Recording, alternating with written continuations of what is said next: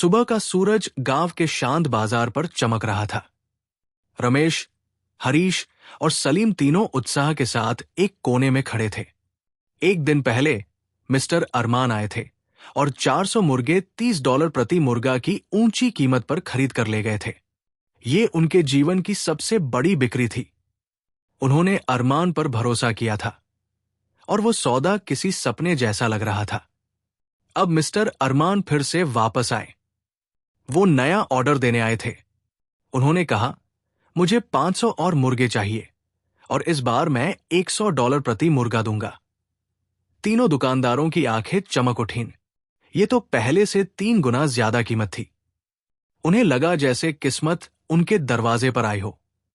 लेकिन एक बड़ी दिक्कत थी, उनके पास एक भी मुर्गा नहीं बचा था। उन्होंने कल ही सारे मुर्गे अरमान को बेच दिए थे। फिर भी वो इतना बड़ा ऑर्डर खोना नहीं चाहते थे। तीनों ने मिलकर सोचा कि जल्दी से 500 मुर्गे कहां से मिल सकते हैं। तभी उन्हें पास के एक पोल्ट्री फार्म की याद आई। जब उन्होंने वहां बात की तो पता चला कि मुर्गे $80 प्रति मुर्गा में मिलेंगे। कीमत ज्यादा थी, लेकिन उन्होंने जल्दी हिसाब लगाया। अगर वो $100 में बेचें तो हर मुर्गे पर $20 का मुनाफा होगा, कुल $10,000 का। इतना मुनाफा देखकर उन्होंने बिना ज्यादा सोचे खरीदारी का फैसला कर लिया। तीनों ने पैसे मिलाए और फार्म से 500 मुर्गे खरीद लिए। उन्हें पूरा भरोसा था कि अरमान के लौटते ही सब पैसा वापस मिल जाएगा और अच्छा मुनाफा भी। लेकिन अगली सुबह एक बड़ा झटका आया। मिस्टर अरमान वापस आए और उनका लहजा बदल गया। अब उनके चेहरे पर मुस्कान नहीं थी। उन्होंने कहा, मुर्गी बाजार गिर गया है, अब मैं सिर्फ $5 प्रति मुर्गा ही दे सकता हूं। तीनों दुकानदार चौंक गए। वो एक दूसरे को देखने लगे जैसे कुछ समझ ही ना आया हो।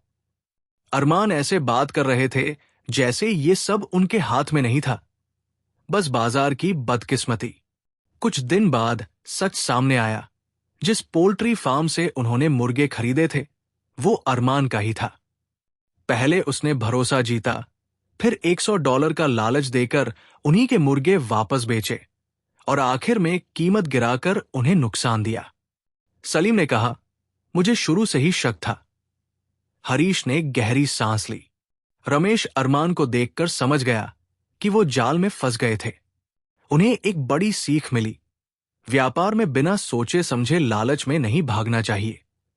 हमेशा सोच समझकर फैसले लें, सवाल पूछें और अपने मन की बात सुनें।